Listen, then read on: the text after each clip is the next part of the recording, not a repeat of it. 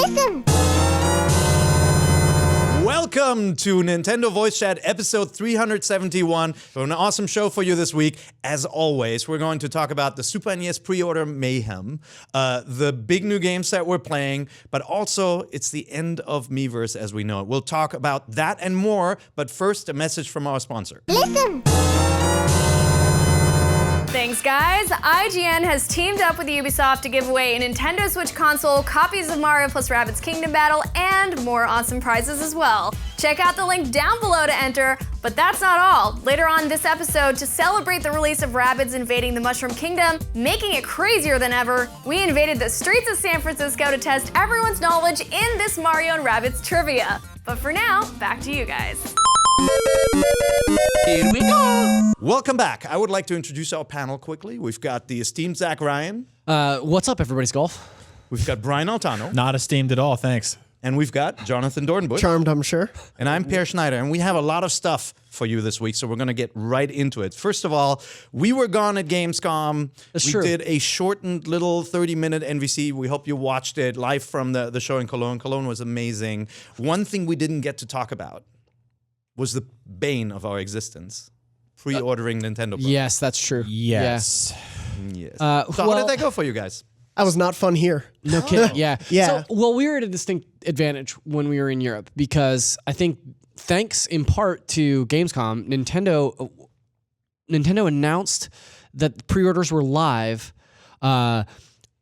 during basically Central European time, right? Yes. When it was convenient for us to get pre-orders Was it now? going. Well, During convenient. a relaxed German breakfast. Yeah. Yeah. It was a nice plate of wet eggs and half-cooked bacon and Super Nintendo Classic pre-orders. Right on the side. A specialty. So, yeah, I don't know. I think there was sort of a false confidence that came out of those initial pre-orders because we got links through Wario64, friend of the show, who sent out Amazon buy links to a page that was nearly uninhabited. But it looked weird, right? Yeah, it so was there was images. There was Nintendo Switch Game Trust. right. So there was correct language. Like there was all the right. The information was there. They just didn't have any of the official images from Nintendo, which was a little bit fishy to begin with. Yeah. But No, it looked like a GeoCities page. It was like the Space Jam website. It also, I mean, there was Jam no website. technically like official announcement that the pre-orders were live. Yeah. Technically, like they put up a thing on the SNES site that said, hey, these are the places you will be able to pre-order, but they didn't say when or how. And then Best Buy, I think, went early. And then like that was at 9 o'clock here on the West Coast. And I got off a train and all the pre-orders were gone. So midnight New York time. Yes, yeah. Oh, great. And then Amazon went up like an hour later. And then everyone else pretty much went live the next morning, all at the same time around 10 a.m. Pacific.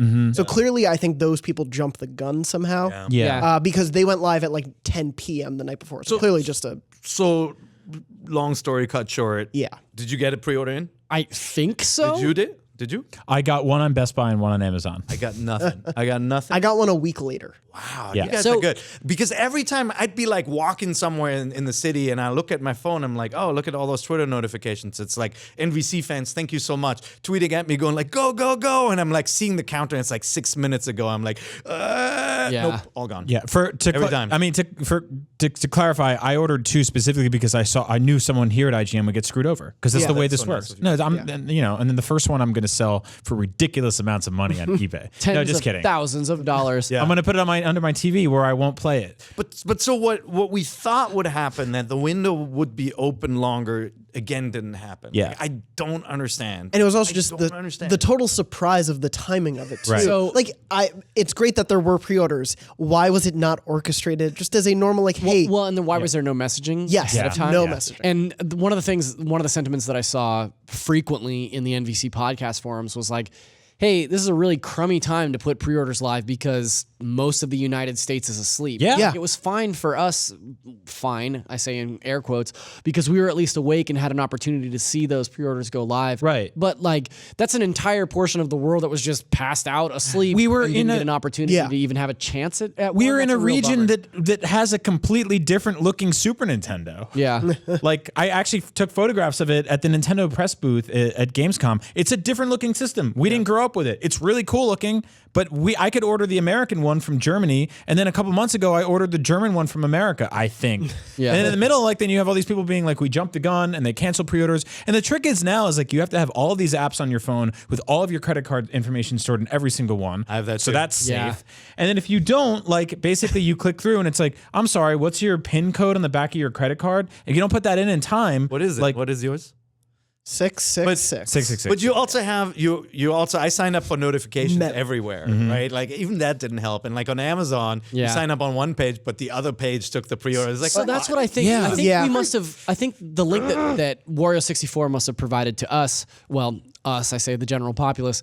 It must have been some weird Amazon backdoor Yeah. order page. Yeah. Because I got a notification from nether. Amazon, an email probably 4 or 5 days later that said that my order wasn't canceled, but that I wouldn't be receiving an order on day and time. date. Yeah. So like I think the estimated shipping is like a week after launch, which is fine. But that's fine. Yeah, Yeah. And I Yeah. wish that's what the pre-order window would look like. Like you get day one, and then it bumps you down to the next next one. yeah. Because like I still feel there will be enough to go around in the end. It's just that it creates a stupid, annoying rush in the beginning. I Well, don't think at all there will be enough to go around. I So don't think at all. here's one thing that I think is I think you'll interesting. be able to get We're hearing unconfirmed reports, and I say unconfirmed because I actually wanted to check with you before the show, but I didn't get a Yeah. chance to.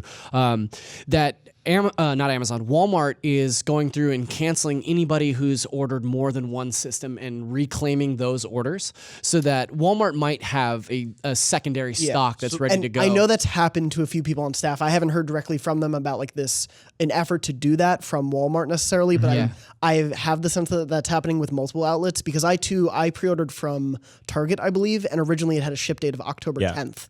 2 days ago, it said, no, actually it's going to ship on the 29th. Okay. And on September 29th. And so my thought is they helped streamline like the amount of what was going on. Right. And GameStop. So when I couldn't get a pre-order in through GameStop, I called my daughter in the US and said, go down to GameStop, just take money. There's money in the house somewhere and pre-order. So it was money in the banana stand. She said that the GameStop guy said they only got 7 systems in for that store and they were gone in a couple of minutes. Well, and GameStop- people were there, but they say on day there will be walk-ins. Yes, Yeah. but Well, they were that's also doing like bundles. It was like, hey, do you want an SNES? Also buy this book and this other controller for another $60. Their straightforward pre-orders sold out in 8 minutes. Yeah. If you didn't want it in a bundle, you had 8 minutes top to bottom to get a pre-order. Plenty of time. Yeah. Yeah.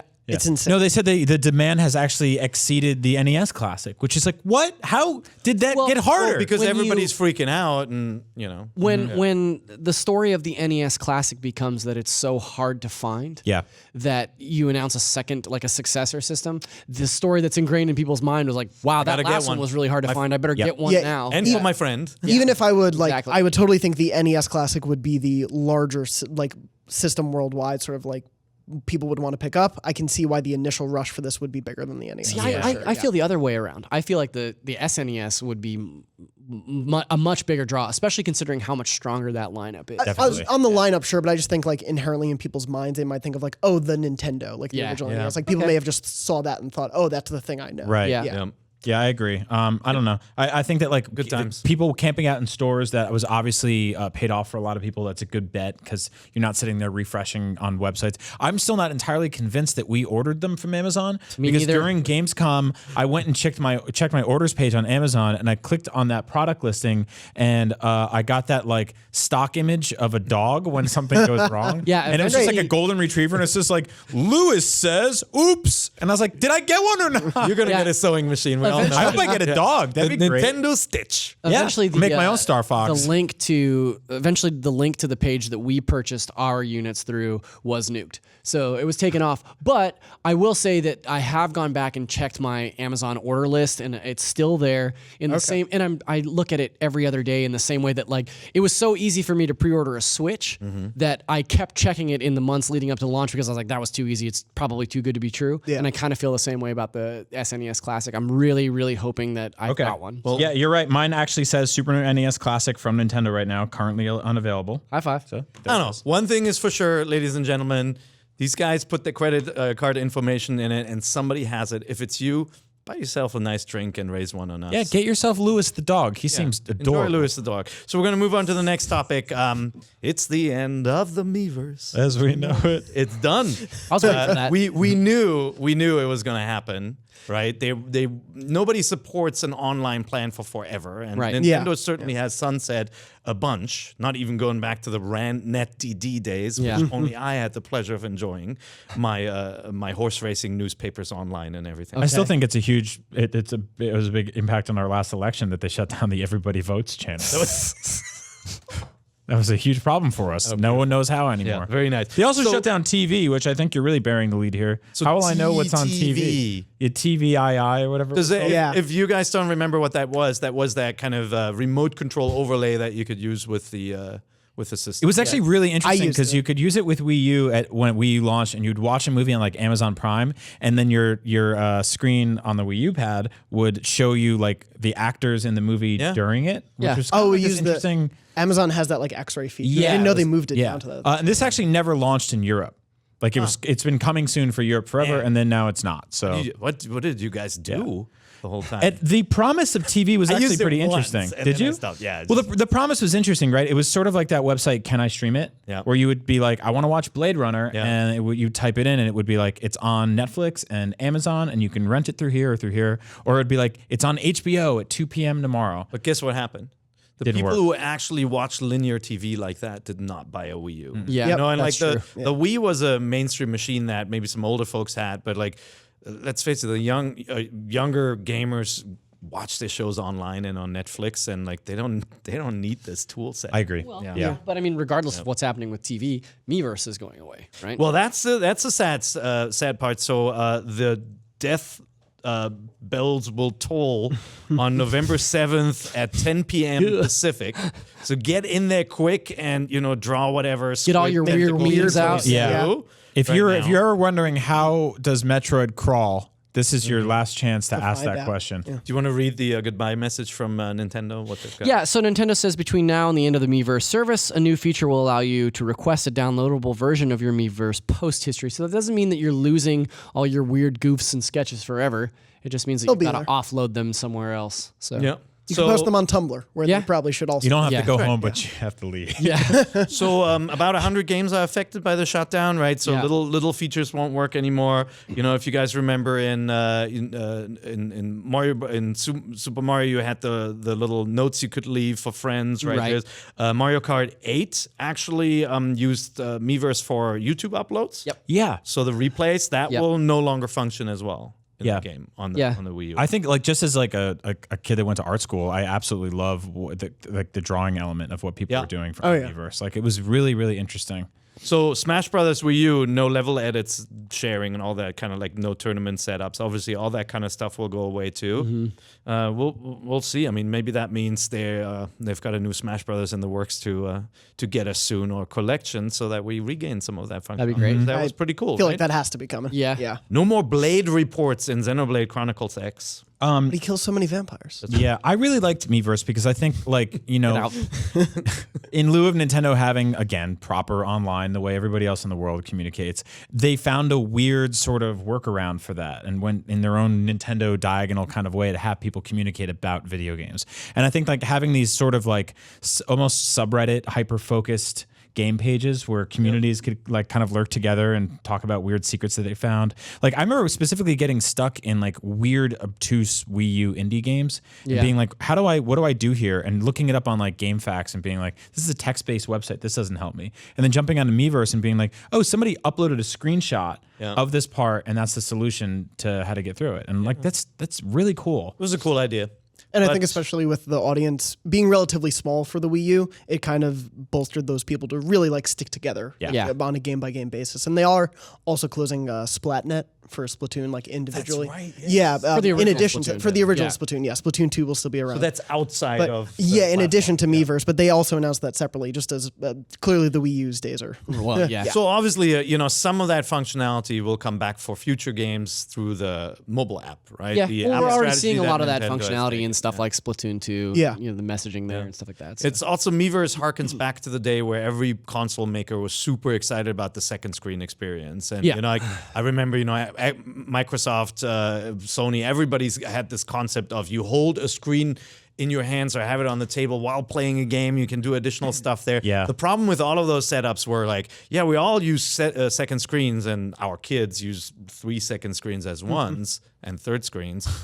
But not for what you want us to use it for. Yeah. Right. Like you'll be watching a YouTuber, or you're listening to a podcast while you're grinding in a game. And so like these applications that always focus on this 1 second screen experience, I feel like they were just misguided. Yeah. Well, I mean, some would say the entire sort of, elevator pitch for the Wii U was misguided. Yeah. It was, Yeah. I mean, that system turned out to be really cool and have a lot of really cool games, but very few of them were because of the vision of splitting, your focus between 2 central areas. Yeah. And the good part survived, right? The good Yeah. part was when somebody wants to use my TV, no problem. I'm going to keep on Yes. playing like this. And like with Wii U, actually, some games you couldn't because they relied on 2 both screens. screens. Yeah. Whereas like this little baby lets you do all that. No, I mean, playing Go on the playing Wind Waker in handheld mode on the Wii gamepad, was Wii U awesome. gamepad was fantastic. It was fantastic. You're here. I need that game. Yeah. Yeah. Me too. Me too. Wind Waker would be really nice on that. I jumped into the Nintendo Voice Chat podcast forums earlier today and asked people if they could port any game, any Nintendo game from Nintendo's history onto the Switch right now. Which would they do, or which it would they Advance have? Wars? And I did see Advance Wars, but the ones that I saw the most were Wind Waker HD, Yeah. Super Mario Sunshine, Yep. Metroid Prime. Saw a lot of Luigi's Mansion in there, but I'd take that game around. Do you know the issue with Sunshine, by the way? it's too many sons. That's true. There's a lot of them. Yeah. No, it's the triggers. Oh, really? Are different on Switch than they are on GameCube. Yeah, that makes sense. Oh, yeah. Yeah. You can do it though. You can fake Yeah, it. you could The button system up it, was yeah. we got more shoulder buttons, so you could do like the old shift key approach. Yeah. I feel like, I mean, the problem Like a with hard and a Sunshine soft was spray or I whatever? feel like Sunshine is the one Mario game that wasn't that wasn't finished all the way. Like there's certain levels that are a little rough around the edges. Yeah. Like remember the beach where the manta rays like it's shugged to like 5 to 10 frames per second. Yeah. Or the pachinko machine where the camera is like, I don't care what you want to look. Oh Yeah, man. so you're looking right don't. here, and that's it. I'm gonna look at this. Like but they could fix that. That'd be an amazing port. It's a Very good high game. highs and very low lows. There was a NeoGAF thread a couple of months back about like the worst Mario levels ever, and I was surprised to see how many from Sunshine popped up that I had just kind of forgotten about.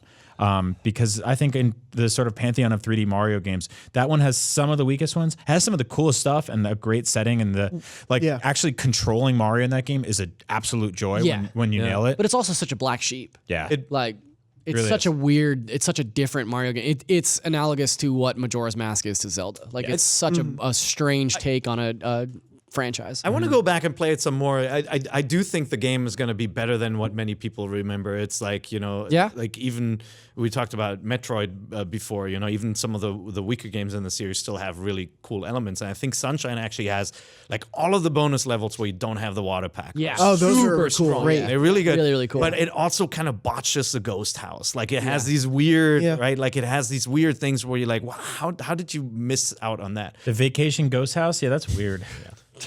I mean, I love the setting of that game. You know? Yeah. Oh, Delfino Plaza. Yeah, it's so cool. I don't like those blob men though. Not a big The fan of those guys. Piantas or whatever. Yeah, the characters Patuntas? is really bad, and it has if you guys remember this, it has this awful voiceover at the beginning. Yes. It's like where the judge is like overruled, and it's the voice Oh acting my is so God, bad, and yeah. Mario's like, That was my go-to for a while when people were like, Nintendo's behind the times. They need more voice acting. I was like, nah, here they are. Yeah, there it is. Yeah. That's no, good. but that a lot of So people Ace use that Attorney as an was fun. argument for why they shouldn't do voice acting. Yeah. And it's like, no, we're not asking for that. yeah. We're asking for good voice acting, and they've done that obviously in Fire Emblem games and everything. Yeah. some characters in Zelda too. Anyway, that's our review of Super Mario Sunshine in 2017. Now, In case you couldn't So tell, that Miiverse. was all about Miiverse just Yeah. now, and no tangents whatsoever. Not at all. Let's talk about a little game that came out not too long ago. This week. I played a ton of Mario plus Rabbids Kingdom Battle on the airplane. same. That's so. I just It's played so it here. good. It's great. It's a really, really, really wonderful game. An absolute surprise. Yeah, and like I didn't quite know what to expect. I'd seen the game at events and I played a little bit. I'm like, this is actually really cool. And then I was worried that it was gonna just kind of become a one-trick pony of repetition. But I'm cool. Like I'm not bored by the battles. No. And the learning curve is just steep enough where you're especially within the first 2 worlds, you're consistently learning something new in each battle, or being introduced to a new mechanic, or fighting a new type of enemy, and it's just enough to keep you going to the next one. Like, I want to see what's around the next corner. I want to find out like what the next tactic that I learned is in each battle. So. Yeah, they're really good about making you want to try out new weapons, to try out new skills, and to see how they mix and match when you're adding in new characters. Like figuring out the team that works best for you and in certain situations. Yeah. There's so much variation you can find in the game, and I absolutely love that. So I would say I'm still pretty early on. End of second world. I will say that's about where I'm at. It hasn't challenged me. Like the way Fire Emblem I'm in the same. right? I'm in the same boat, and I'm talking to like Jack and Goldfarb and some other people, and they're like, "I'm dying left and right." And Oh, really? Okay. Guys, get better at games. Full disclaimer: I am terrible at video games. Okay. To begin with, I don't think so. But this is not a skill game. Also, This no, is that's not true. a I'm not strategy terrible game. at video games. And that's what it is. I just don't play strategy. Oh, yeah. That's so Well, I also think I think of it. I'm a real dummy. Yeah. That's what we like to say behind your back. Yeah. I think of it more like not just a strategy game, but like a puzzle game, because there are right ways to solve battles. Yeah. You can do them you can brute force it, you can figure out a way to get lucky through it, but you can also figure out ways to manipulate the enemies properly in each level to get through it in like 2 rounds. Right. Instead I of think 4 or 7. Yeah, I think we got to get the big thing out of the way first, though. This is like surprisingly successful game about Rabbids. Yes. Yeah. Like, holy crap. Like, Ubisoft, first of all, the fact that they took the Mario license and they made something that's so incredibly charming and polished and funny. clean and fun. It is a really funny game. The production values are through the roof. The cinematics in this game are excellent. And I mean, just Grant like level-to-level Kirkhope's score graphics. yeah, the graphics are gorgeous. Yeah, Grant Kirkhope's score is amazing. absolutely awesome. It has. Did you hear like when you meet like the Rabbit Kong guy? Like, did you hear like the Donkey The Kong country theme is in there. Yeah. He does a really so interesting thing good. with a lot of the Mario themes, where he remixes them into his own new stuff. Into these beautiful Really cool. orchestral Yeah. pieces. And it's that got work this so well. It's almost like swells up like like you're watching a superhero movie, like Spider-Man or the Avengers or something. Like, it's got like Marvel movie level cinematic quality in the music.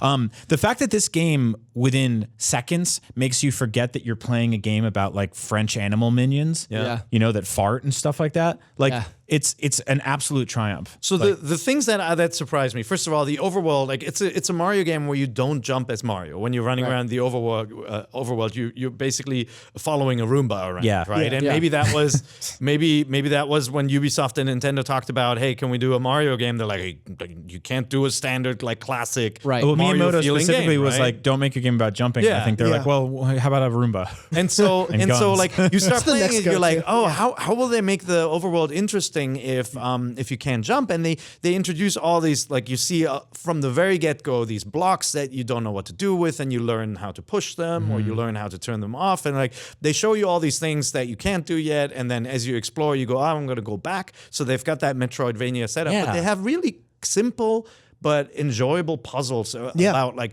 moving platforms to align things to get to like these big secret chests and stuff. And there's bonus levels that are very Super Mario 3D Land. You know, like those little isometric puzzles that you would catch in that 3DS game. Where you're like chasing the blue coin. And then there are also extremely challenging like sub levels you can find later in the game too, which I haven't tried any yet, but they just seem and then like insane. It's a little bit like Paper Mario almost in the overworld, right? Yeah, like you can explore. It doesn't have as many like interactive or talky bits in it. But you talked about the rabbits. The animations on the rabbits are really cool. So the ones that are in your group, they're pretty funny, right? Yeah. Like I Rabbit like the Peach group. is pretty funny. Like when she takes down a boss and just takes photos the whole time. The comedic timing is actually really I good. like good. them. Smart, I am so surprised at how much I like them that I have the option to swap them with the regular version of the Mushroom Kingdom characters I've been using my entire life. Yep. And I'm sticking with the Rabbit ones because I just like some of their moves, their attacks. Upgrading your characters in this game is so much fun. Like buying new guns for them, I'm like super into leveling up your little skill trees. If you're confused by it, you can hit the Y button and auto level them, and it'll just sort of like pick the best places to go. Yep. And like you can add stuff like it's almost like Super Mario RPG level of stuff. That's exactly what I was gonna say. Yeah. Is that it sort of took looks me like aback. it's It actually looks like, visually, doesn't it? It sort of took me aback at just how deep the skill tree levels or the skill tree stuff was. Yep. Because I had obviously I'd read in previews I didn't get a chance to play it before the game came out, but I had read in previews that there was a skill tree available for each character, but I didn't realize like how in depth it would be. Yeah, and it is like you can really customize those characters. Like obviously, Rabid Mario is always going to be a bruiser, and Luigi is weirdly a sniper. Yeah, but well, he's timid. He wants to hang back. so like you're always going to have those characters be in those molds, but the way that you customize them, like, okay, so Luigi's a sniper, so give him more mobility to move up vertically easier, or give him an option to, he's got an Overwatch ability like in XCOM. Yep. Where if an enemy moves and he's watching them, he can take them out on the fly. Which I love. I love that ability. I love that is sort of so dynamic element. That and that's what goes back to Jonathan was talking about in puzzle solving. Is like, okay, so if I can position Luigi here and get one shot off with him during his turn and then set up a double Overwatch situation so that for the next turn, if two enemies move, Luigi can snipe them from afar. Like that's really interesting. And it adds layers upon layers of this. I think 99% of the population when this game was announced was like, well, that game's for babbies. Like that's a babby game. Like that's babby tactics. But it is tough, and it does require some serious thought process. And I haven't run into the tough part where I feel like my characters are about to die, because I do have upgraded healing and all that kind of stuff, and I kind of pull back. But I can imagine that it's going to get more difficult. So have you cycled through any of the levels after you've? No, I haven't gone back to. Okay, so I haven't done any of that either, but I really want to go back to the first. You can farm coins. Right? I plan to after if I hit a wall. My plan is to go back. I haven't yet. I'm in the third world, I believe. It's actually very easy to fly through that some of that stuff. But I found myself going back to like the earlier worlds because of the sort of like overworld skills that you unlock. Yeah, Per alluded to, like sort of like moving blocks. There's a ton of stuff like in the first world where I think you get the ability to move blocks after you finish the first world. Yeah, but there's a ton of stuff in the first world that it's just like, oh, I just need to push that block into the whole secret area that I. And so there's like a main ability after each world, and they pile up, and they're smartly included in those past worlds, so you don't feel like you're missing the game. And but there's enough back. Peach's Castle is sort of like your centralized hub area, and you go back to it, and there's areas where you can like play a multiplayer version of the game. You can level up your characters. You can buy new guns, which you can actually do anywhere on the fly, which I really appreciated. But there's also like this really cool museum aspect, which I love as like a collector Nintendo dude, right? Who like wants 100% games. The artwork is really nice. The artwork is Yubi's Rayman themes. You can unlock soundtrack CDs. Quick shout out, that entire soundtrack is on Spotify. Oh, is it now? I searched before. It's up there today. Just look for Mario plus Rabbids or whatever it is. And then there's also like these weird sort of amiibo figurines that you can unlock and rotate and spin around like in Smash Brothers. Are they not amiibo, by the way? Like those action figures. No, I haven't. Andrew bought them. Yeah, they're just action figures. I don't know if that was a Ubisoft Nintendo thing they just couldn't clear. They're packaged like amiibo, and the game has amiibo support. If you scan Mario, Luigi, Peach, and Yoshi, you unlock some new like character weapons and stuff. I think they couldn't figure out how to get them manufactured reliably and all that together and all that. Could be. But I really love when you're actually in sort of the thick of a really kind of interesting match in this game, because I feel like I'm the same way as Zach. I'm not historically like a strategy guy, not really my jam. Like the closest I've ever come close is like stuff like Advance Wars. Even like a lot Advance Wars was probably like the last like real strategy game that I played all the way through. And when people were like making references to XCOM, I was kind of like, oh, I didn't really get into that series, so like that's kind of a bummer. I hope it doesn't play like that, because I really want to love this game because it's just so beautiful and there's so much production value. I've played. Oh, sorry. No, I was gonna say, but what I really love, and again to reference Super Mario RPG, is that sort of element of this kind of like very action dynamic themed attack patterns, right? And linking together all your different characters. So like Rabid Peach has this ability where she can melee two characters in a row if you upgrade that. And Mario can jump on two characters in a row. So you can kind of do a thing where you like link them together, and then when Mario lands, so he'll like jump off a Rabid Peach, jump off of another enemy, land, shoot someone, and have this special charge shot ability. And between all that, you can level up the amount of spaces that they can jump out of a tube and stuff like that.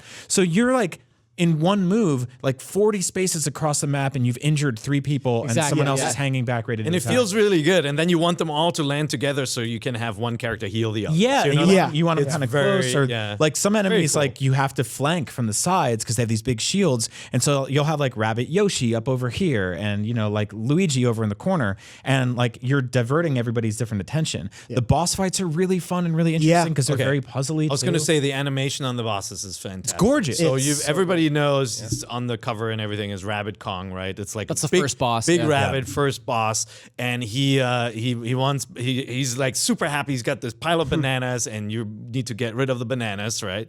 And like when they're gone, he just starts scratching at the floor, and he gets really irate, Yeah. and like he just looks for somebody to hurt. Yeah. Like, you can see like the animation is so good, and he'll grab somebody and scratch his butt with the character. My favorite love part all about that. that fight, and I did it a lot just on purpose, was if you shoot at him, if you try to injure him when he has the bananas out, he just grabs a banana and chews on it and then laughs. And the animation of him chewing is so funny. It's great. That, Yeah. like, I popped off a couple of shots just to see it. Like, Yeah. just see it again. that's why It's you like- lose it. Yeah, well, yeah, for sure. Also, I was just really bad at that game, but And Just they're keep like, shooting there are walls. little Yeah. moments like that when Fine. you walk around in the overworld. There are rabbits somewhere in the environment, and you Yeah. hear Yeah. like you hear somebody like screaming in the back, and you're like, "What is that?" Yeah. You look around, and like somebody's like stuck in something. Yeah. There's a bullet bill with his head stuck in under. a pair of I underwear. yeah. love all that sort of just like weird elements ripped out of the world of 3D Mario games. Yeah. And just thrown into the background. Well, yeah, Yeah. that's the thing is like the whole premise of the game is that these two worlds have collided,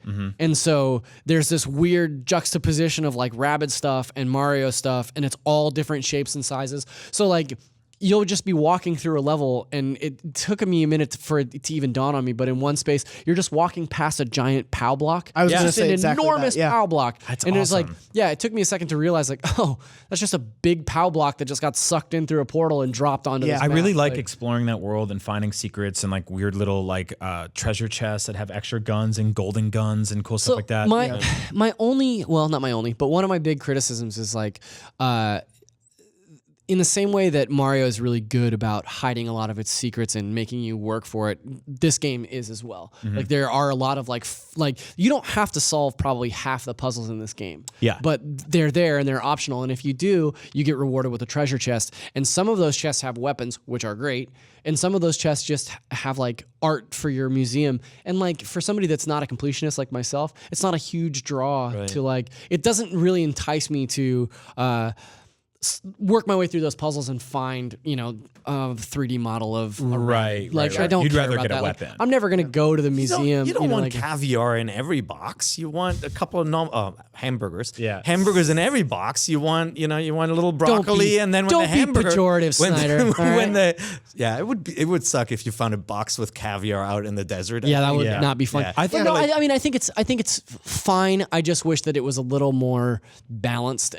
And who knows, later in the game it might be the case, but as of right now, I found just like a bunch of stuff that's like you found 5 coins, or you found a sticker or an emblem Yeah. for something else. And it's like, well, that's fine. I think my issue with traversal in the overworld is that I have been playing Mario games for decades, and Mario is the leader of your group. But you don't play as Mario. But you don't play as Mario. Yeah. Yeah, you and play so as your Boo. brain by default thinks you are leading Mario everywhere. So when you have a block puzzle that's timed and you have to like run around this block and push it, yeah. you're like Mario, and then you're like, no, it's actually the Roomba has to get there first. Yeah. So you're really like moving this little coin around, and it's not as intuitive as it is to think. It's easy to get confused by the perspective, right? Yes. Especially Yeah. in the Yes. isometric Yeah. ones. Yeah. And for the most part, it's not an issue, but some of them are so timed that it's like you have to play perfectly. Yeah. But you can Puzzles come redo down them. to the- Luckily, you can redo them. So it's Yeah, not. it's really easy to redo them. That's You don't the- have the mean red coin challenge like in some of the Mario Yeah. games where it's like once you failed, you got to redo the level to trigger them. Yeah. You can redo it anytime. Yeah, here are the red coins just. Yeah, re- generally that kind of stuff is pretty relaxed. There's a couple of spikes in difficulty where you're like fumbling with the controls a little bit, but for the most part, I really like it. I actually, if you hadn't, I mean, if the Rabbids weren't in there, and if you hadn't told me that it was a Ubisoft game, like I would. It looks like a Nintendo It game. feels like a Nintendo visually, Yeah. sound wise, and just kind of like some of the clever stuff that's Yeah, I hidden in mean, that game. It feels like a triple A like Really good. Yeah. leading first party Nintendo game. Like it feels better than a Mario Kart, or not a Mario Kart, like a Mario Golf or a Mario Party. I'd say Mario Kart's up there, obviously. Yeah.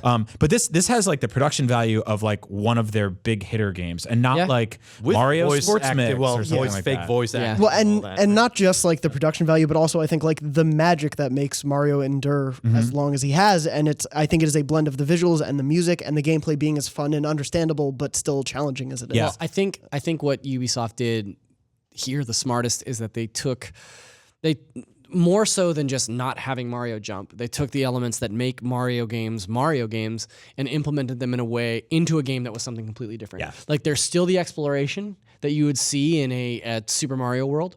And honestly, even in the battles, there's still the same sense of verticality because like while your character doesn't jump, you still bounce off of other characters to position yourself up higher or Mario jumps in tandem on enemies' heads and then positions himself somewhere else. Like the way that they got around that caveat of like make a Mario game, but he can't jump. But they're like, okay, but he does sort of do just that. I think it's really smart that they took the core tenements and sort of turned them on their ear. Yeah. And I was like, I was tweeting about how much I love this game because I really, really do.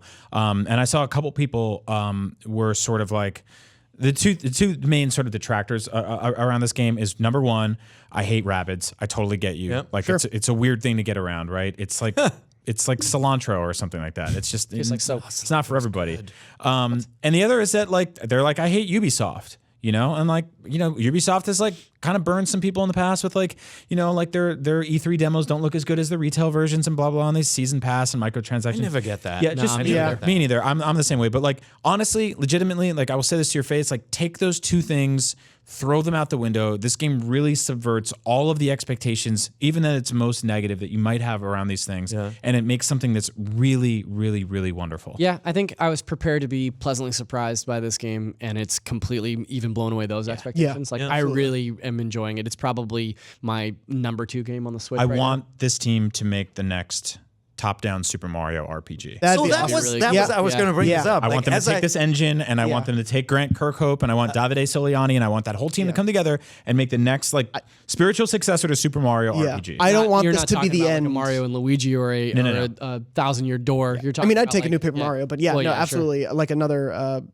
One of those. I don't want this team to stop making Mario games here. Like I want them to continue with this partnership. The art style is so perfectly Mario RPG. Yes. It just looks like it as I was playing it. I'm like, oh my God. Like I'd never thought about, Ubisoft tackling a core Nintendo franchise jointly or for them the way Namco did with Smash Brothers. Me neither. Right? Like I hadn't thought about that because Ubisoft was, granted they have Rayman, but it feels so different from a Nintendo game, but they make Far Cry and Splinter Cell and everything Assassin's they Creed do and now. all that.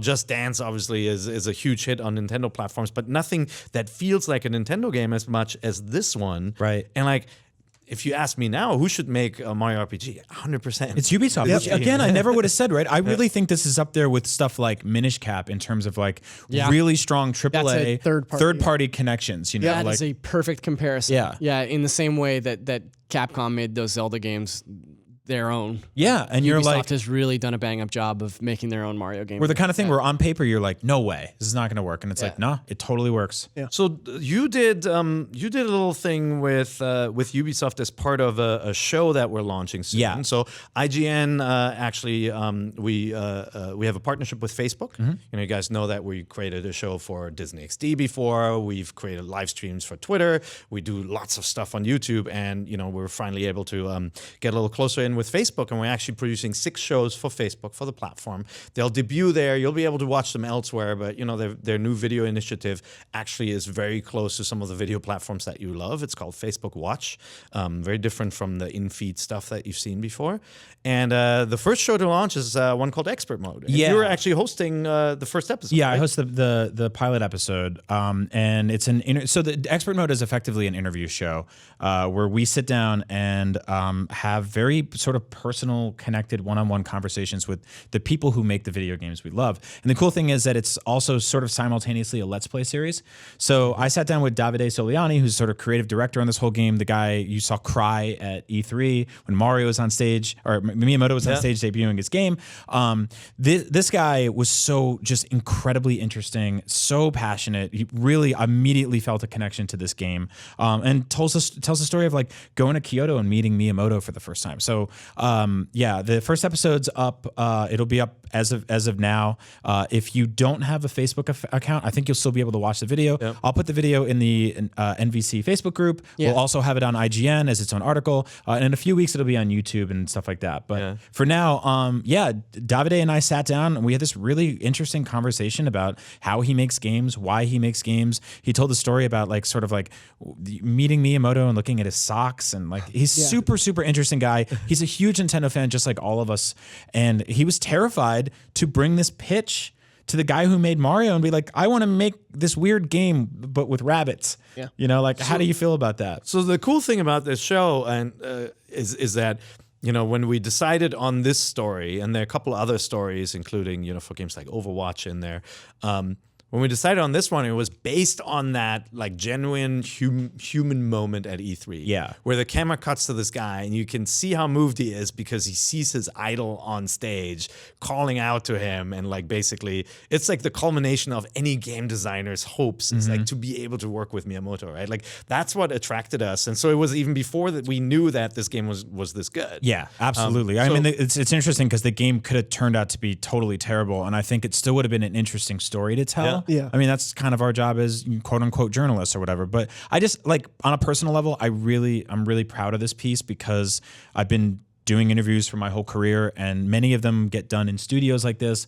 with lights like this and screens everywhere, and it's like, what's up guys, welcome to the pizza zone or whatever, and we like, that's great, that's awesome, IGN's been doing that for years. This just feels like a really human way to have a conversation with somebody, and we have Alana Pierce doing one with Overwatch, we've got plenty more, or Rocket League, and we've got plenty more coming after that. So yeah, like of all the shows we're doing, and we're doing a lot, this is the one that I think is really the most special and the most sort of core IGN.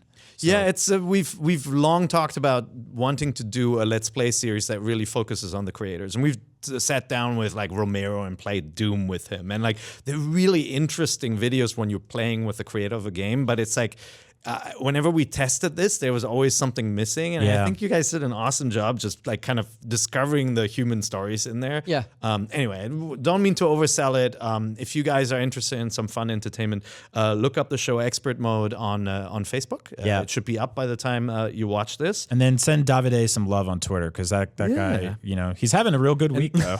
We're gonna. I think this game is gonna do really well. Yeah. And if you're ignoring this because you see kind of turn-based game and you think it doesn't have that Mario spirit, try it out. Like go to a store, go like steal it from your friend. Maybe there'll be a demo or something in the future. Try it out. I think it'll surprise you. So we're gonna leave Rabbids, but before we do, I'm actually gonna toss to Naomi Kyle, and she's going to run a little trivia segment. So take it away, Naomi. Listen.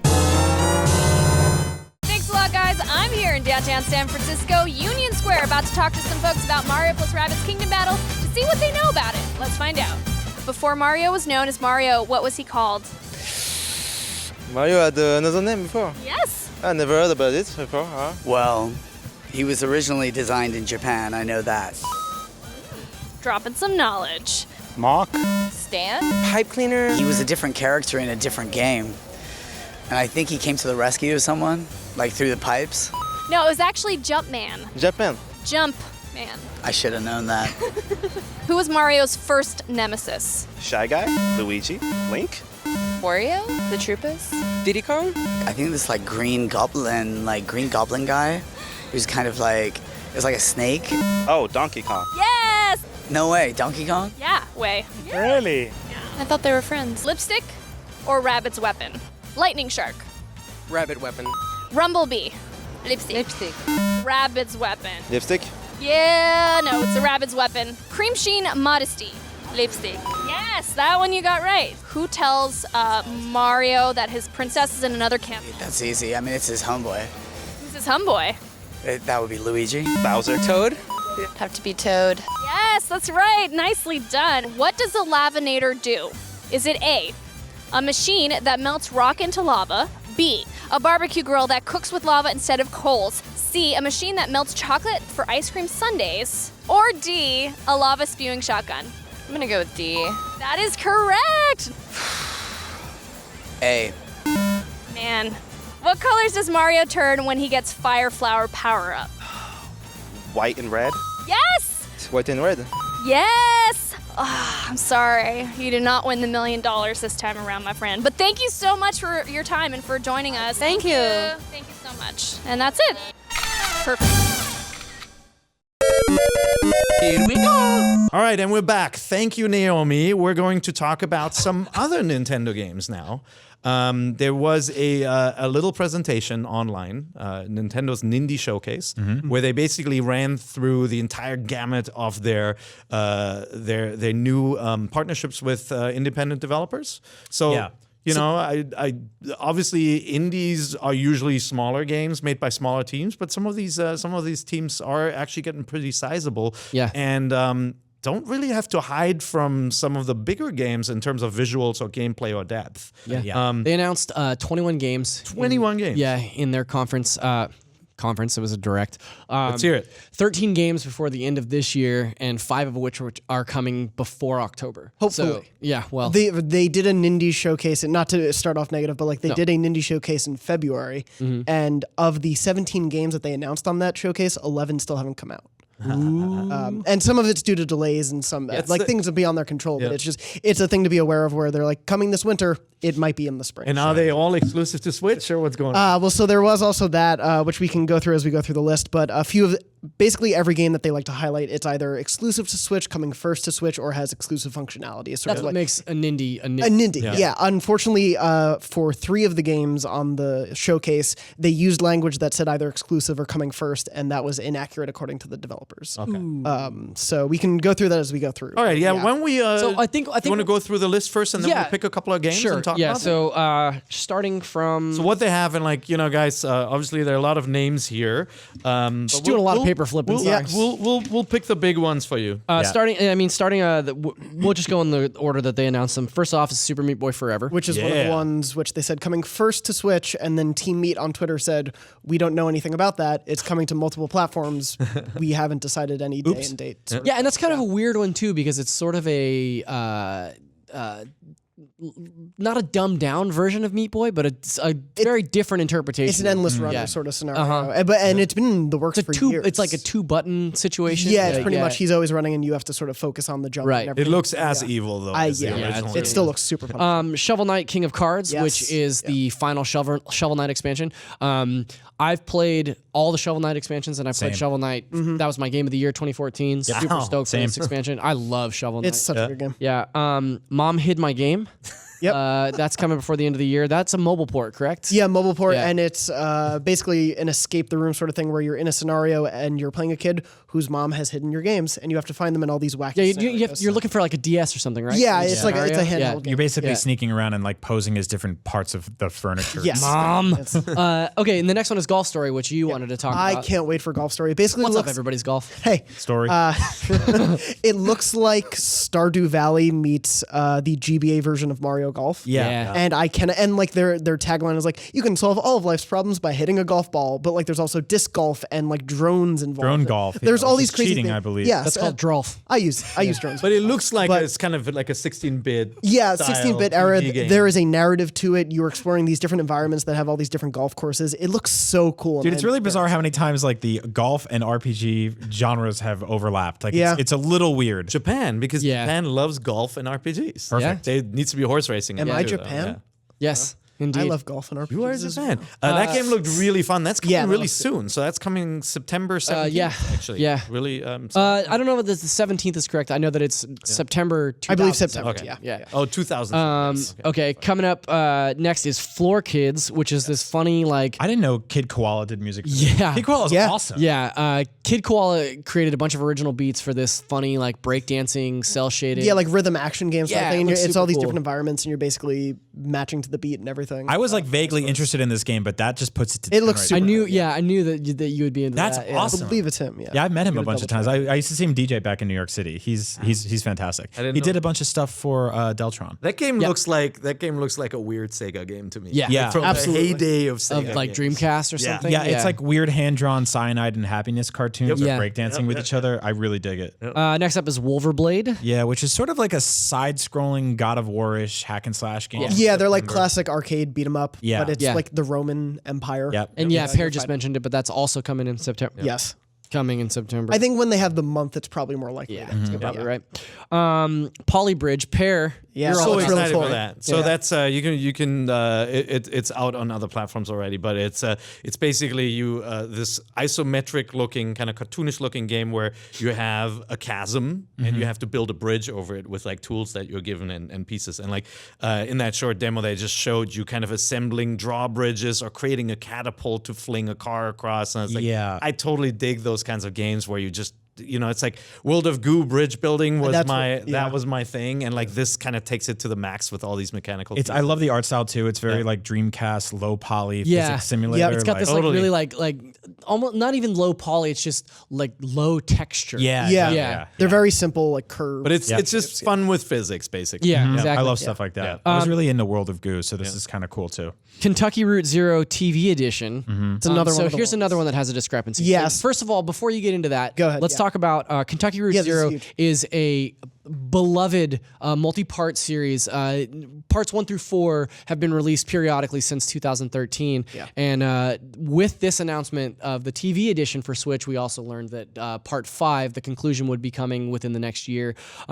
So hopefully that means that we're getting that all-encompassing in the same package, or that that fifth part is downloadable to the Switch. I I think the Marty TV cried edition- when they announced it. but Yeah, he he did little a, bit, he did a like, funny little jig. Yeah, there are little tears in his yipped. beard. Yeah. He's still there. Are you talking about beard He jigs? waka waka. tears. Tears. Yeah, and so I think it's going to be the whole sort of thing. And then for PC, you can download Act 5 as how. For the record, we all love Marty love you, very Marty. We much. love I don't. Marty. He makes fun of us all the time. He Tweet at hit him me. and ask him about beard tears. I'm sorry. Did you just talk about the? just yes, that. No, but just that Act 5 is going to be downloadable for PC, and I think on console it'll be the whole thing. So, yeah. But they did also bill it as a console exclusive on Switch, and then Annapurna Interactive, the publishers, emailed right after the showcase and said, "Hey, the TV edition is coming to Xbox One, PS4, and Switch on the same day." And so we reached out to Nintendo to ask if there was some discrepancy there, but yeah, and we asked Annapurna for like, "Are you guys sure? Was there an accident?" And they're like, "No, it's coming to all the platforms." Okay. So there's obviously some wires being crossed. Yeah, and it's- somewhat. Nintendo got excited. They had brought all these friends over Yeah. for their little indie party, and they just got really crazy. Coming out there. exclusively as a portable game that you can also play on your TV. That's to true. Nintendo Switch. That's true. That's a good way of putting it. Coming fall 2017 is Earth Atlantis. Any Yeah. takers on that one? It looks really cool. I heard we played it at Bit Summit. Andrew was talking it up. And Okay. basically is like you're in an underwater world as like a ship, but the enemies to battle, it's essentially Monster Hunter-esque. So all the enemies you fight are these massive creatures on the screen that you have to battle. Like, Yeah. that's sort of the only enemy. What I really Looks dug was cool. the art style. Yeah, it's gorgeous. Like that sepia. It's this like sepia tone, sort of hand drawn. It reminds me kind of like of a really robust like Gunman Clive. I don't know if you guys played that. That was a weird game on. Did you play that game? Yeah, just a little bit though. Yeah. That was a Wii U game, wasn't it? Yeah, it was 3DS and Wii U. Yeah. And I think it's iOS as well. Yep. But yeah, it's very hand drawn, sketchy kind of look. I dig it. Next up, Hero, early 2018. Ding ding ding ding ding. Anybody want to talk about that one? No. I like remember the that one. idea. It's the idea that you are playing with friends, and when your friend dies, they get revived in your game as an AI companion. essentially. yeah. Which is a cool idea. We'll see how much it works, and obviously you'd want to What have type it with of friends. game is it? I think it was sort of like an isometric, sort of like top-down action game. And then here's a heavy hitter coming out later this year. This is SteamWorld Dig 2. Yeah, they finally announced actually- the release date. Yeah, exactly. I know Perry and Brian are both really excited about this. I like the original SteamWorld quite a bit. This one too. looks to even flesh out more of that whole Metroidvania idea. So. It's out in like the next 20 days. September right? 21st, I Yeah, there we believe. go. So. Yeah, if you've never That's funny. played any of the SteamWorld games, I think you'll be surprised just by the level of polish and like the inventiveness Yeah. of these games. Yeah. Yeah, I couldn't get into SteamWorld Heist as much as Dig. Yeah, love I mean, it's really cool, but SteamWorld Dig is like that's my jam. Yeah, The robots are amazing. SteamWorld Heist to me sort of like felt like Severed after Guacamelee, where it's just like this is really cool, but I want you guys to get back to like It's robot worms, basically, is Yeah, what it is. yeah, Single yeah. player robot worms. Okay. Yep. Yep. I can dig that. Yep. yep. Okay. Early 2018 sees the release of Mulaka. Yeah. Also coming this fall, October. An actual day and date is October 12th. Is Yono and the Celestial Elephants, which is a funny top-down isometric Puzzler sort of thing. It kind of has like a so Zelda vibe. Vaguely so Zelda. adorable. That Yeah. elephant is. I Yeah, love it that does. It does pudgy look a little bit elephant. like a little look- baby Zelda. And a lot of action, these games, like the art style, like when you see that many indie games in so little time, you're like, whoa, like Mulaka was this crazy, like 3D world, super stylized Right, too, yeah. right? Inspired like this- by like the tribe in the Sierra. I That's believe. right. Yeah. Yeah. And then okay. Yono is like you go to Yono is like, what? Now you got this cute elephant thing running around. Yeah. Like, it's this crazy mix. Okay, here's one that I'm really excited for. This is coming this winter is Dragon Marked for Death. Now, this is the new game by Inti Creates, which are the guys behind the Gunvolt games. Yeah. Which Gunvolt 1 and 2 just got a release as a bundle pack on Switch. So if you're looking for like a Mega Man-esque game, pick those up. Which I'm digging, by the way. It feels really good, especially with Rumble. Right. Like the kind of thing I didn't think about, like electrocuting people with your Rumble. It just feels really good. That's pretty cool. This game is more of a side-scroller hack and slash, and it gives me sort of Vanillaware vibes. Like it looks a lot like Odin Sphere or something in terms of the character design and the way that the combat works. It looks really exciting. I was actually a little bit surprised that yesterday a lot of the conversation around the Nintendo Direct was things like SteamWorld Dig and Kentucky Route Zero. Nobody was talking about this game, and I really think that it looks super cool and like a lot of fun. So that's one that'll be on my radar in the coming months. It's also going to be on 3DS, which they didn't say in the presentation. They did bill it as only on Switch, but it will be on 3DS if you haven't gotten a Switch yet, too. Yeah, gotcha. Right on. Battle Chef Brigade, which I thought was really funny. This is like a weird action platformer where you're searching for ingredients to make foods. You basically like are hunting monsters, and then you cook those monsters to get judged in like a cooking world. Like a lot of layers, smart. a lot of things going on. It looks really fun. It's an Adult Swim game. I don't love the art style. I don't either. I didn't like that. I didn't like the look. But I like the gameplay. I think could be really sounds fun. fun. Here's a weird one: Morphe's Law. Now, this is a genre that is currently lacking not only on Switch but admittedly on Nintendo platforms in the last few generations. Mass-based game. Well, yeah, exactly. No, it's competitive 4v4 shooting. And this one especially is strange because it has a mechanic where depending on what you're targeting, your part will get smaller and their part will get bigger. So if you're shooting an enemy in the head, his head will get bigger, making it easier to get headshots. But your head will get smaller, making it harder for somebody to headshot you. When you can absorb mass as well and like change your form, and so and then that changes how you can traverse a level. So you might not be able to get through a doorway that you could when you started the game. If you get too big, you run up on a door and you just look like a weird giant. And everyone's got this sort of like lucha libre Mexican wrestling mask look to them. But this is really interesting. It's like at first when it was starting up, I was like, oh, are they doing like a Splatoon thing? You know, like it is more cartoonish and stuff. But like that element of body parts shrinking, and characters getting bigger. I saw one man with like a big arm. It was very strange. So starting to get a lot. I love the idea. I couldn't tell whether it would be fun though. Like just watching it, I'm like, I'm not feeling it yet. So I'll give it a chance when it's done. But so like, I was describing Switch as sort of like this like weird old Ellis Island situation where all these just like crazy things from all these different countries are coming in. That's how my mom came into America.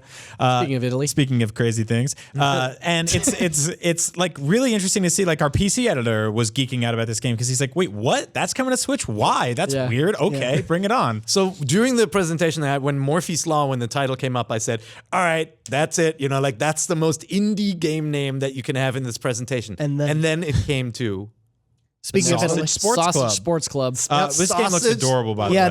It's very sort of Gang Beasts-esque. Yeah, it does look a little like Gang Beasts. It's like a bunch of 4 to, I think up to 8 players pick these different sort of sausagey looking animals that are like tall sausages.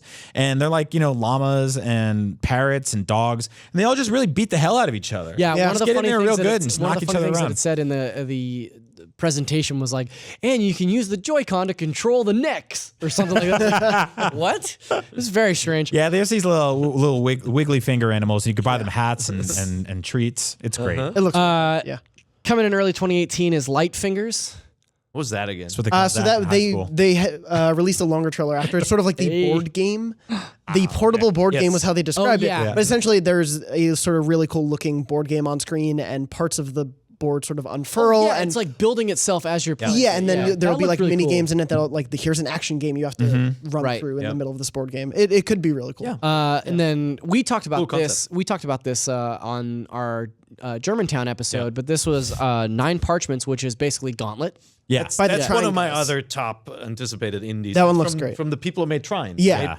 Was a really Trine is beautiful amazing. game. Trine and Trine 2, both killer games. So that looks like something that'll be really fun for for the 4 of us to sit up here in the office and just kill some monsters. These guys know how to do co-op really well. Yeah. This is local and online co-op, right? So And then that was it. That was all the announcements from nothing else happened. That's not true. The biggest game was announced at the end. That's right. And then there was, of course, coming sometime in 2018, no set date, no set quarter. Travis Strikes Again, No More Heroes, an incredibly stylish trailer from our close personal friend, Suda51.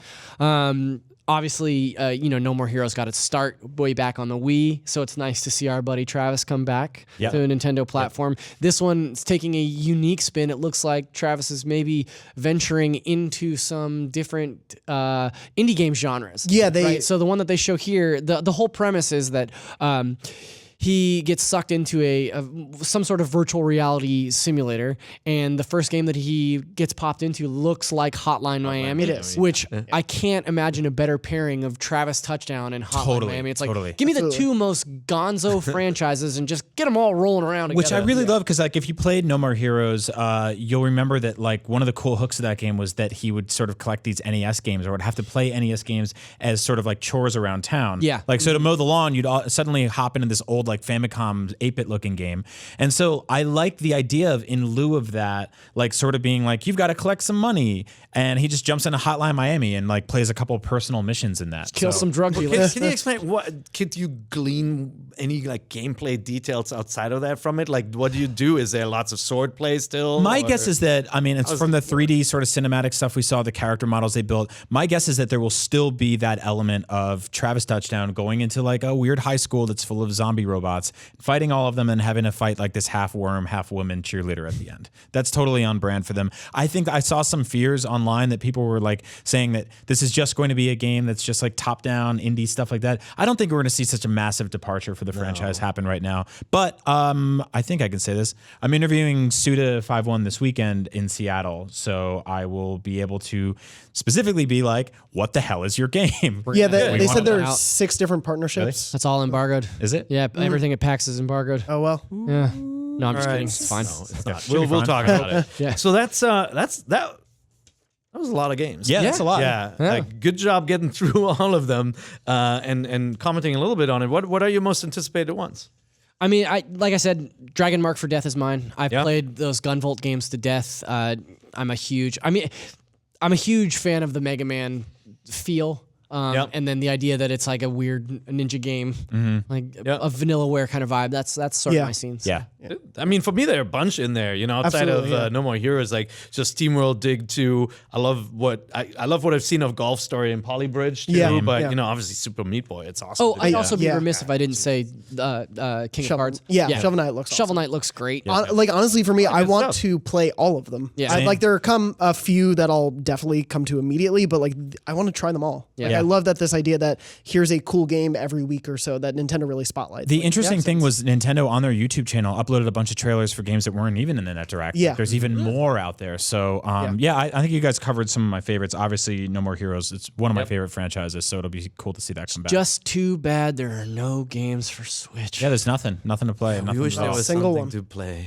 Yeah. I have a bunch of indies actually lined up that I just can't play now because I'm playing Mario Rabbids. Yeah. It's great. Obviously, you know, like from a third-party support story, not that much has changed with the Switch lineup, right? Like getting a original Ubisoft game is great. We want more of that, like the bigger AAA games. But man, these indies are filling the gap quite nicely because there's so many good. Well, games and we're there. also seeing sort of a redefinition of what AAA and what indie is here. Yeah. You know what I mean? Like I would consider there wasn't 5 years ago I wouldn't have considered a new No More Heroes game an indie game. You know what I mean? But so for that to be rolled in with this Indies bundle. I mean, I believe Ubisoft published No More Heroes too. So like that's, you know, it was sort of like when they were like Limbo's an indie game, and I'm like, yeah, it's published by Microsoft, like one of the biggest companies in the world. Yeah, so and what it's is an a good indie game, game? huh? And a SteamWorld Dig 2 would be a full-priced, full-fledged 3DS game, right? And now they make it a lot prettier for the system. So if everything goes well, we'll see 13 of these games at least before the end of the year. Knock on wood. 5 for the fall, but we will see if that holds true. You know, in these small teams, obviously, and unforeseen things happen. Of course, when one person is out of the office, 100% of your dev team may be gone. Yeah. Right. So we'll see what happens. That's it for the Nindies. We are going to take some of the questions in our next segment, the question block. Where did you get these questions? I got these from the NVC email, which is nvc@ign.com. You can email that and send us anything you want to see answered on the show that tangentially relates to Nintendo. Don't ask us like weird stuff like what we're eating for dinner or what you should eat for dinner. Chicken. Figure it out. Desert caviar. Wow. Desert caviar. Interesting group we have here today. I'm going to the Sausage Sports Club for my dinner. Don't eat the dogs. Joshua asks, hi, my name is Josh, and my wife is getting me a Nintendo Switch for my 30th birthday. She's the best. Sure is. But there is one condition. It will also be our 4-year-old's first gaming console as well. I'll let that sink in. Now I have to get games that will be okay for her to play. Of course, I'm getting Zelda for me, and I thought Mario Kart might be good for us. But do y'all have any gaming suggestions for a 4-year-old who's never played a game before? I think the eShop isn't working. I think he means like the virtual console. Yeah. Because we thought of getting something like an old Mario or Kirby game. Thanks for any suggestions and keep up the great work. What do you guys think? Pear, I mean, you're the only one of us that has tiny children's. You don't know that? Well, 16, 14, 15, and 11. So Yeah, but they were babies But once, I right? did start my daughter. They're babies. I did start my daughter pretty early on games, and I remember when she was little, she'd play stuff like Wind Waker, and she'd just run around. Eventually she'd fall into the ocean on an outside island and go, "Oh no!" and run away. But like there are things that your kids can have fun with just with interactivity. Yeah. I do think some of the indie titles were good. Yeah. I was gonna get him started on Tumbleweed, Tumbleseed. Just What? That game is so hard. too difficult. No, I was going to rattle off a few quick ones. yeah, give us Minecraft, one. obviously, like that's one of the easiest ones in the world. Yeah. It's Especially creative mode where Yeah. where you're not being attacked. So It's PG, like nothing really happens. I don't think that there's no blood or anything like that. You can punch a skeleton in the face, but that's about it. Overcooked. Absolutely. Obviously, we're still waiting on the patch for that, but I don't think your child will notice that the frames go off a little bit when you screw up the pizza. That's a good one. Namco Museum has a bunch of really cool, like sort of old school games that are really hard. They're hard. but- Like it's frustrating to constantly die. But I actually would say Mario plus Rabbids is a good one because I agree. There's no reaction based stuff, and she'll just have fun. Drawing the lines and figuring out what happens, and you honestly just walking around the overworld and collecting coins. Like there's no danger. So yeah. Lego City Undercover is another great one. I think that's something a child can totally enjoy. And It's silly too. Lego Worlds is launching this week on Switch. I haven't gotten a chance to play that on Switch yet, but I really dug it on consoles. Ooh, what about ARMS? 2-player. Yeah, ARMS is fun ARMS too. is just, make sure to use those straps because those controllers don't go flying. Yeah. So, And to Pear's point, let her mess around in Zelda. Like, let her run around in the forest and meet a bunch of weird animals and Start her on hard mode. Find a safe Just spot. download that. What do you think? 1-2 Switch is just too esoterically weird, right? Like, Like of launch, Snipper Clips would be. I was going to say Snipper Clips is the perfect one. Snipper Yeah, Clips is a definitely. good Yeah, not the idea. milking game now. And then as a parent, you can say move over and blah blah blah. So You understand can give when a instructions. kid plays the milking game, they're just like, this is funny and normal like cows. Oh, no, they It know. takes adults to be like, oh, guess what he's doing to a cow. Yeah. Yeah. All right. What else? I don't know. what you're talking No, I think it's a good list. So thanks for writing it, Joshua. Heath asks, while the critical reception of the Switch hardware was more positive than negative, I think it's fair to say the commercial success of the console thus far has surpassed the initial evaluation of industry critics. Well said. More than a few outlets predicted this to be Nintendo's last gasp in the hardware market instead of signaling what seems to be a strong return to form. To what do you attribute this underestimation? I will go on record and say that I was one of the people that went on various shows and said that this thing is going to sink without significant third-party support.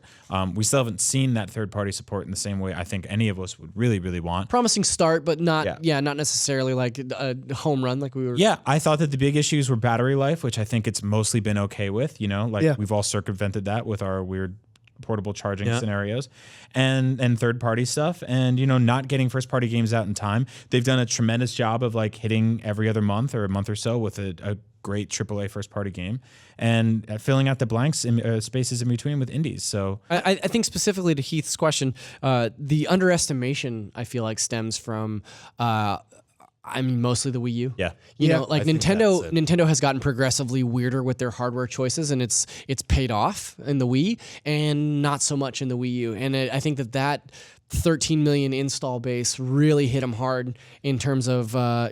Just what the industry at large thought of their hardware plans for the future, Right. and so for them to double down on the idea of like, well, it's a screen and it's a portable, but we also have the 3DS still. I think it was kind of shaky ground for them to say like, hey, here's our new console, and it's even weirder than the last one. Well, and the Wii U stumbled from day one, where they introduced it at E3 and no one knew what it was. Like people didn't know if it was an attachment to the Wii or a that new cool system. Ninja Star game though? Yeah, and then I think also the fact that we didn't get the Switch really revealed to us until 2 months beforehand. Right. Like in January and then March, like we knew so little leading up to it. It was easy to speculate. I think you have to feel it, right? Yeah. Like when you feel it, you're like, oh, there's something there, and then when you hold it, you start digging it. I think the challenge for anyone in the media or analysts or even gamers is that we judge the future of these machines by the past, right? Like if you go back a while and you look at the 360 versus the PS3 and you think about the next generation, you'll go like, man, Microsoft built the most amazing ecosystem for online gamers. It's so reliable. It's awesome. All my friends are there. No way will they ever move to the PS4. And that's exactly what happened, right? Like it's so easy. The console business is so fickle, and it's very rare that the same company is in the lead. And with the Wii, when we saw the original Wii, I think a lot of people said, that can't be a success because people who buy consoles crave more power. They want their console to be more powerful. And then you play Wii Sports, and you're like, oh, okay, I get why this could work. And then the marketing comes on top of that, and you're like, oh, okay, now I get it. I also thought that this thing would be competing more with sort of the time that people have with their smartphones. And it looks like a Vita, too. Yeah. Let's be honest, right? Like the Vita was not a success. Yeah, and the reality is when you're in a plane or in a car somewhere in a train tunnel, like sometimes your smartphone doesn't work, and it's not actually competing with your smartphone during those times. It's competing with your home consoles, and your home consoles aren't there. So like when I'm in the sky playing Breath of the Wild, which by the way was the absolute best way to show off what this thing could do, because it said right off the bat, like, this is not going to be a system where you'll play like little mini games. This is going to be a system where you'll play a 200-hour RPG action game, basically. I think there were just so many odds stacked against this, right? Like shrinking it down to tiny size means,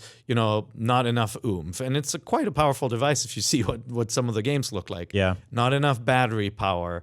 You can't play online when you're on the go. Well, but the Vita failed. People don't want a gaming-only device. They already have the iPhone, right? But people want the home console. But what is this thing? You can't lay it flat. It won't fit into your entertainment center. There were all these weird but what ifs, and then you play the thing. I mean, not to mention... has one of the best games of all time on it. Yeah, not to mention the sort of very public hesitance that we saw from a lot of third parties, right? EA was like, looks cool. We love Nintendo. Here's FIFA ? Ubisoft was like Steep and a port of Rayman and Just Dance. Like we didn't know about Rabbids at the time, right? We just spent 25 minutes Where's discussing Steep, about by the way? They're still working on it. They said specifically like the other day that Are they waiting for the snow to come back or something?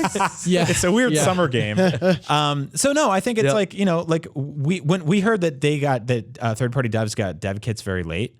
And I started to get worried. I was like, games are not going to come to this thing. It's going to be all Nintendo again, and they don't have enough in the chamber to make it happen. We also started hearing reports, like preliminary reports from people like I remember that statement from Yves from Ubisoft where he's like, "Look, I've seen Nintendo's new console, and I'm a believer." Yeah, and that stuff started trickling in around the middle of last year, and that was kind of the thing where it was like, "Oh, maybe they do have something on their hands that's like really worthwhile here." So.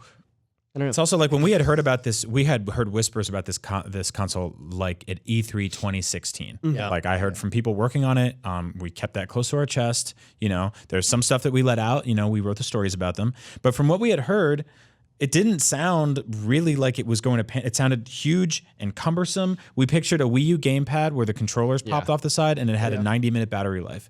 We actually on NVC, if you go back, we had a lot of discussions about what we want Nintendo's next console to be, and Jose was very, very worried that a hybrid gaming device would actually be powerful enough to work, right? Like he at the time, and obviously the machine didn't come out, like it kept on, the date kept getting pushed, but he was very worried that any company could pull off this hybrid where it looks good enough on a big screen. Yeah, and I think that was the big barrier to actually like once you plug it in, you watch it on your TV, and you go like, okay, it's not an Xbox One X, but it's good enough. And like seeing a game like Mario Kart running on this tiny little brick is freaking amazing. Gorgeous. Yeah, Yeah. I think so too. So I think a lot of people went through that. Yeah. So those are all the chats we have for you this week. But we will continue the NVC story live at PAX. Yep. We're not going to live stream this, unfortunately, for our web audience. Sorry.